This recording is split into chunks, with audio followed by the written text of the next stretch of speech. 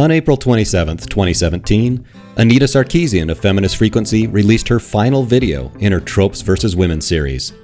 Now that Ms. Sarkeesian has moved on to a new venture, this is a good time to contextualize how her series fits into the historical picture of media criticism. It is time to look at the impact of Anita's work as it relates to art, entertainment, and society. It is time to look at the legacy of tropes versus women.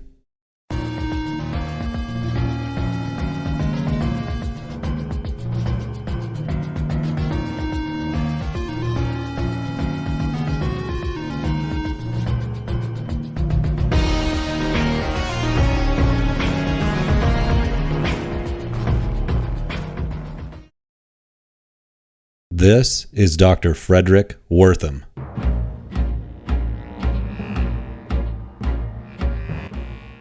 Dr. Wortham was a well-respected child psychiatrist.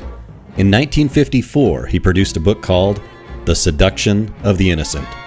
In this book, Dr. Wortham argued that comic books were a grave threat to the moral fabric of society. He claimed that the graphic violence depicted in them contributed to real-world violence and juvenile delinquency. He also said that comics such as Batman and Robin encouraged the perversion of homosexuality and that Wonder Woman encouraged lesbianism. Many people found his arguments compelling, and some took to burning comic books. There was enough concern that congressional hearings were held in the U.S. This led to the formation of the Comics Code Authority. The CCA reviewed comic books to see that they met standards of decency prior to giving them their stamp of approval. Among the requirements were profanity, obscenity, smut, and vulgarity are forbidden. Suggestive and salacious illustration or suggestive posture is unacceptable. Females shall be drawn realistically without exaggeration of any physical qualities. Although the CCA initially had considerable power, in the name of free speech, gradually an underground movement developed that circumvented it and published comics without its approval. Nevertheless, the CCA continued to review comic books clear until 2011, when it finally became defunct because all the publishers had boycotted it. They say there is strangeness too dangerous in our theaters and bookstore shelves.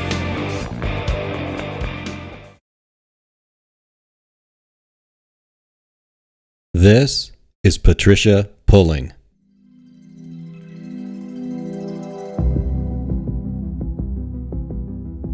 Mrs. Pulling's son committed suicide in 1982. Because her son was an active Dungeons & Dragons player, Ms. Pulling blamed the game for his death. She formed an organization called Bothered About Dungeons & Dragons, or BAD. She believed that the game encouraged its players to delve ever deeper into the occult, and that such practices could lead to actual murder, rape, blasphemy, witchcraft, and all manner of sexual perversions. She filed suit against TSR Incorporated as the publisher of Dungeons & Dragons. She became the director of the National Coalition on TV Violence in 1984. Mrs. Pulling was also the author of a book, The Devil's Web: Who is Stalking Your Children for Satan? Ms. Pulling was a key agitator in the rise of the belief that there were secret satanic societies participating in ritual abuses all around the world. This belief in satanic ritual abuse was taken seriously enough that trials were held throughout the 1980s and the early 1990s. Some of these trials resulted in prosecution and imprisonment in Australia, the UK, and the United States. They say there is strangeness too dangerous in our theaters and bookstore shelves.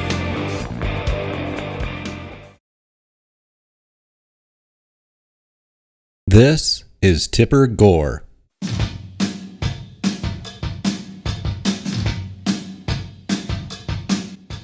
Tipper Gore is the wife of former Vice President Al Gore. In 1985, Mrs. Gore founded the Parents Music Resource Center. Using her political connections, Gore created a coalition aimed at curtailing the availability to children of what the PMRC termed objectionable content in music. The coalition included the National PTA and the American Academy of Pediatrics. The group went before the U.S. Congress armed with a list of 15 songs that they found especially objectionable. The PMRC wanted something to be done. They wanted warnings and lyrics printed on album covers and covers that were deemed too controversial or explicit to be hidden from view. They wanted television and radio stations not to be allowed to broadcast certain songs, and the contracts of musicians they found to be performing objectionable material to be reassessed. Finally, they wanted a special panel to be set up to oversee and set standards for the music industry. Many musicians found these demands to be overly constraining and justly felt they constituted a form of censorship. Some musicians who testified against the PMRC in front of Congress included Dee Snider, Frank Zappa, and even John Denver. Eventually, rather than being subject to government regulation, the music industry decided to adopt a labeling system which would warn parents of potential objectionable content. This parental advisory label remains in effect to this day. They say there is strangeness too dangerous in our theaters and bookstore shelves.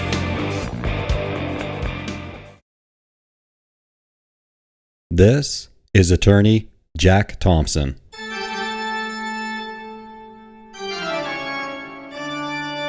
I've already spoken about Jack Thompson's long battle with the video game industry in another video, but here are some additional important notes about his impact. Jack Thompson first filed a lawsuit on behalf of 3 children killed in the Heath High School shooting of 1997 to the tune of $33 million. He did so on the claim that games that they were playing, such as Doom, Quake, Castle Wolfenstein, and Resident Evil, were defective products because they contained violent images that harmed their users, especially minors, in ways of which they were not aware. Over the next decade, Thompson went on to file several other lawsuits on similar grounds in at least 5 U.S. states and asked for as much as $246 million in damages from video game publishers. He called some games, like Grand Theft Auto and Counter-Strike, murder simulators, and tried to tie several school shootings to them. But in addition to his highly litigious crusade, Thompson also published a book called Out of Harm's Way, which he subtitled as One Man's Relentless Crusade to Topple Media Giants and Save Your Kids from Video Game Madness. It is important to point out that, even though Thompson's lawsuits were unsuccessful, through his many public appearances, he proved to be surprisingly effective in swaying public opinion.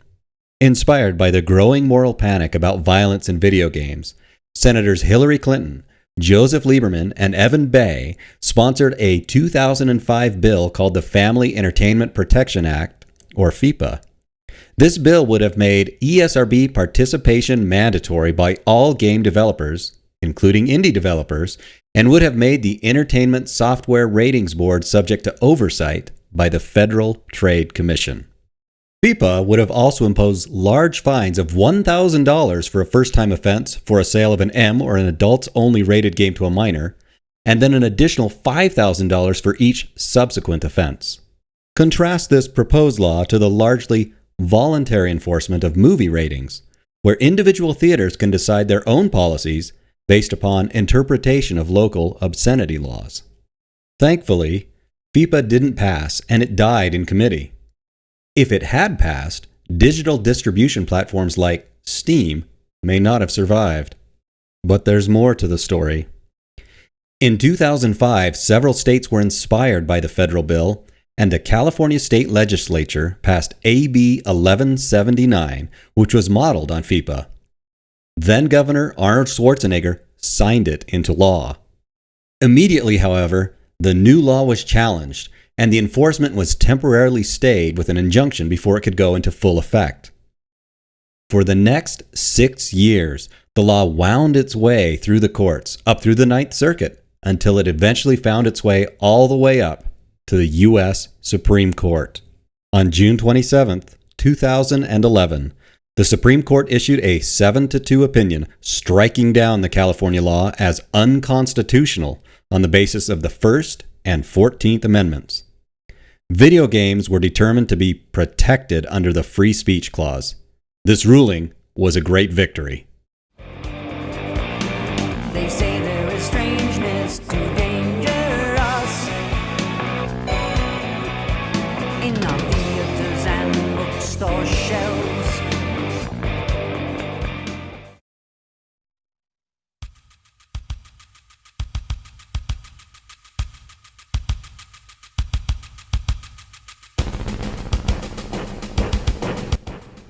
This is Anita Sarkeesian.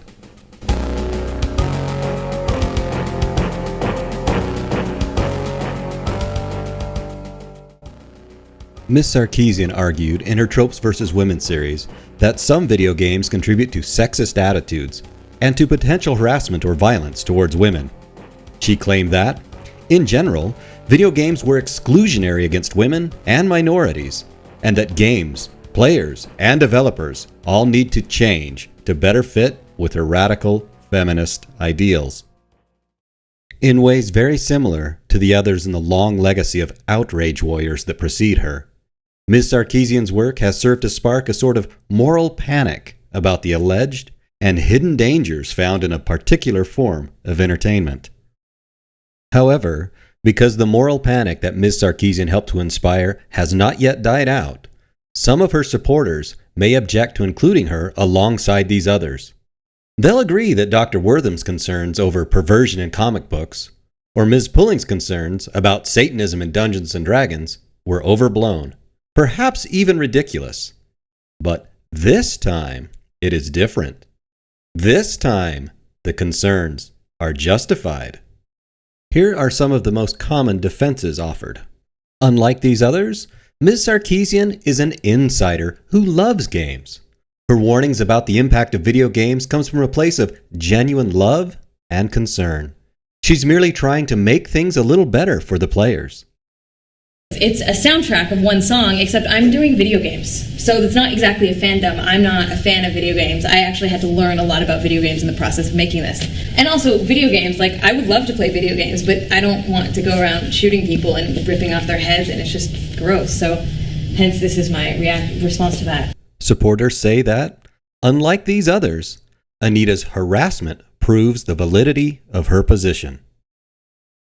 The idea here is that because Ms. Sarkeesian struck a nerve, there must be some merit to her accusations. But the other outrage warriors in this legacy also face tremendous blowback from their critics as well.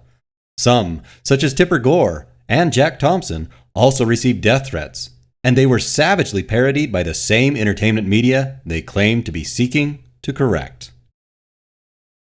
However, Anita's story was different in one important way.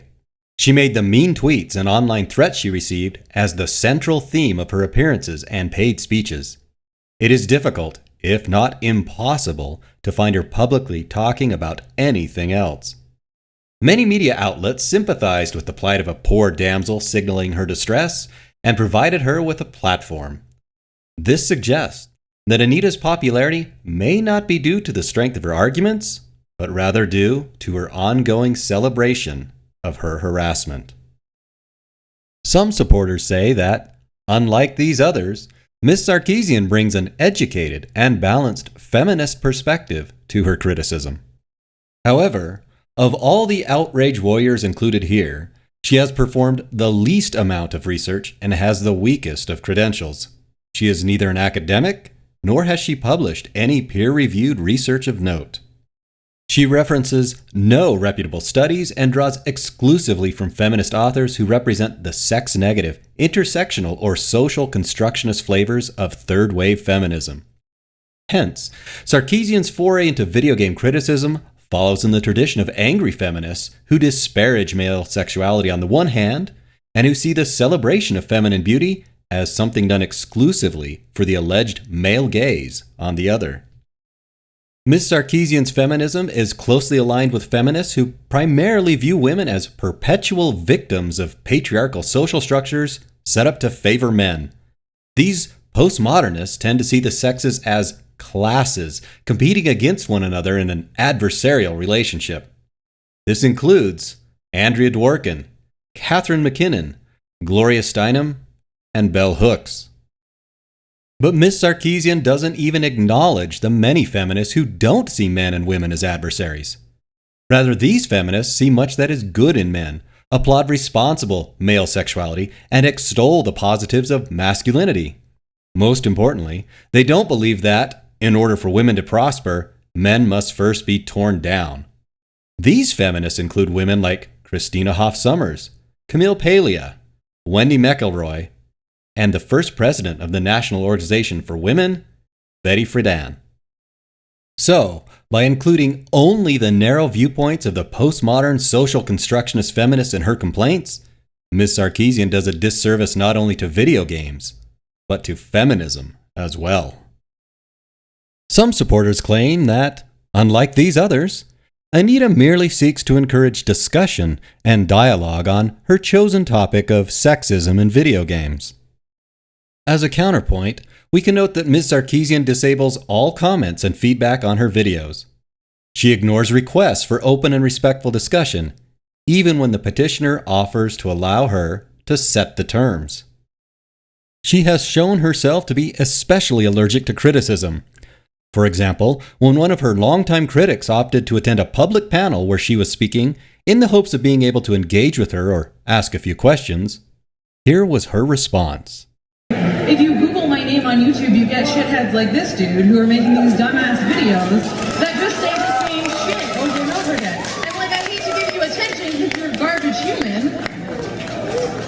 Whatever, dude. But if there is any doubt as to how Anita views those who disagree with her, she made herself very clear in this CBC interview. Were you ever able to have a conversation with any of your critics? They're not critics, they're harassers. Yeah. So we'll be very clear on that issue. And no, I have no interest in talking to them.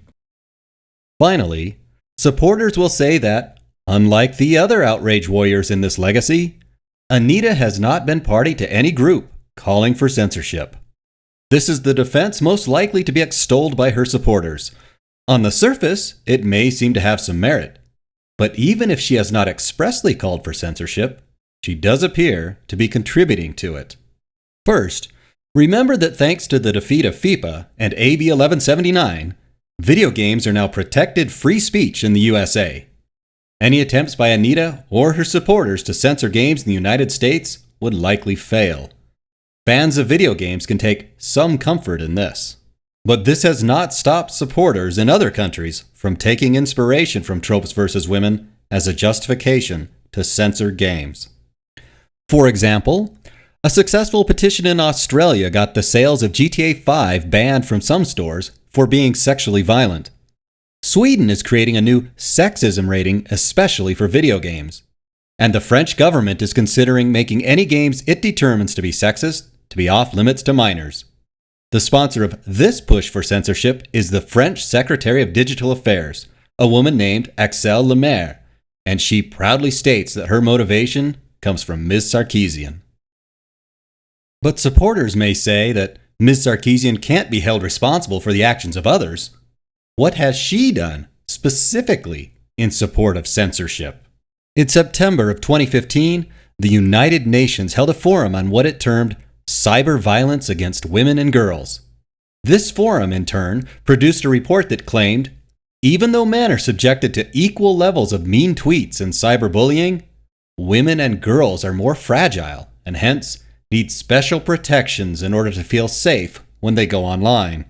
In a manner reminiscent of the filthy 15 songs used to justify the need for congressional hearings on music, the UN relied upon the testimony of 12 women. A few of these damsel dozen were asked to describe how they had suffered in their online interactions.